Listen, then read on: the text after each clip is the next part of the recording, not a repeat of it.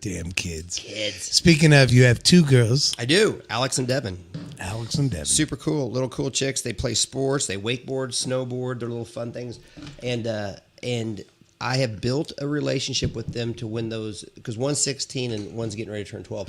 When they have those real kind of not, those kind of awkward questions that you always hear, you know, stereotypical, like, I hope my daughter never asked me this, right? Mm-hmm. I hope they do. Yeah. And they do. And although in the back of my mind, I'm like, holy shit, she just asked me that. Up front, I'm like, hey, here's this and that and the other. I give them a couple different options. I let them know any of the options that I'm giving them are going to be wins. Mm-hmm. I let them pick their path, and they go about their business, man. There's some independence there. You know, the Alex, she'll probably not hang around when she gets done with high school. She'll probably go off to college. She's very independent. She's a traveler. She's got confidence out the wazoo. The little one, right, is as tenderhearted as can be, but at the same time is starting to get into her stick up for herself, right? And she'll tell people, you know, Alex, she doesn't shut up, leave me alone. Yeah, right. It's just been great, yeah. But they're super cool chicks, and jokingly, I said, at 10 years I had to start a family. I love that I got not pressured, but I got that ultimatum because I probably would have never, and then I would have never had those little pea pickers in my life. So yeah, that's cool. You've got to tell the story that you just told us last night about Devin. It is just it's already a classic in my mind about missing the school bus. Oh yeah, so It's just happened. Like It's just happened yesterday or the day before. Okay, so let me preference this story. So when I was little, right, I went to La Petite Academy, which was like this bullshit daycare, right? And I hated it. Like, I hated it. And finally, I was like, Mom, I don't want to go to La Petite Academy anymore. And she's like, okay. She's like, this year, you can ride the bus home, and you can be a latchkey kid. Remember they called them latchkey kids, right? Yeah. So she got me a key. And then she got me this leather strap with a snap that went on in my belt. So I had my key on my belt because, like, that's what I, like, don't lose your key. It. Don't dick this up. And then she told me, she goes, miss the bus one time, you're going back to La Petite Academy, because she left for work before I would go. Like, literally, it was on me. Yeah. Okay. At 4 or 5 years old. Well, it wasn't quite that young, but it was young enough to where I couldn't drive. And so I was doing real good because, by God, I did not want to go back to La Petite Academy. Every morning I'd get up, eat my breakfast, get my stuff together. I'd be out there, right? I'd prep for success. And that's why I was prep for success.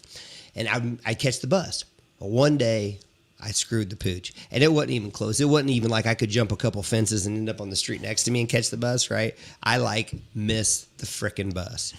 Right. And I was petrified. I'm like, I'm going back to La Petite Academy. So I'm like, who hooked me up with that? I'm going to call Grandpa. So I get on my rotary dial phone because I'm old. And I call it. It's Grandma. Hello? I was like, Grandma, can I talk to Grandpa? Oh, yeah. Grandpa gets on the phone. He's like, Grandpa, I missed the bus. He's like, I'll be right there. I didn't have to give an explanation. I didn't do shit. I'll be right there. And by the time I set that phone down in my mind, I turned around, I walked to the front door, and this big LTD pulls up in front. It is the hugest car in the entire world. Grandpa was there. Passenger door kicks open. I get in. He's like, get in, boy, let's go. And Grandpa takes me to school. Pulls up in front of the school. Door kicks open. He's like, have a good day. Doesn't shoot my ass. Doesn't say anything. And the old man died with that. He never dimed me out. Oh, man. Because it would have killed it. Wow. Okay? Mm-hmm. So then, as I grow up, I'm a dad, I'm doing my thing. I tell the girls, hey, prep for success, man. Preparation leads to success. And the other night, I had all night. I've been up all night. I've been having a good thing. I had like 2 hours of sleep. I lay down, I get to sleep, and I hear him. Look over, Devicorn, my little girl. I'm like, hello? She starts a conversation. Dad, I did not prep for success. And I'm like, did you miss the bus? She's like, yes. I'm like, be honest with me. What happened? I didn't make my lunch last night. I should have made my lunch last night. I ran late. I walked out. The bus is making the turn. I missed the bus. I'm so sorry. I'm like, I'll be right there. That's it. That's a conversation we had. She owns it. She didn't prep for success. She identified why. I drive over there.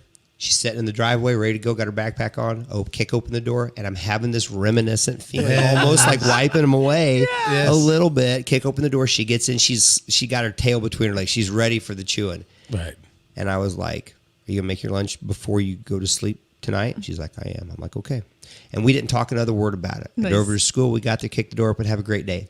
And I hope 30 years from now, she's somewhere and can tell that story. That's great. Because that was one of the most impactful stories that I ever had on me from Grandpa that I was able to pay forward because I understood I've carried that with me forever. Yeah. The Yeah, old you man just knew. He just knew. There's no need.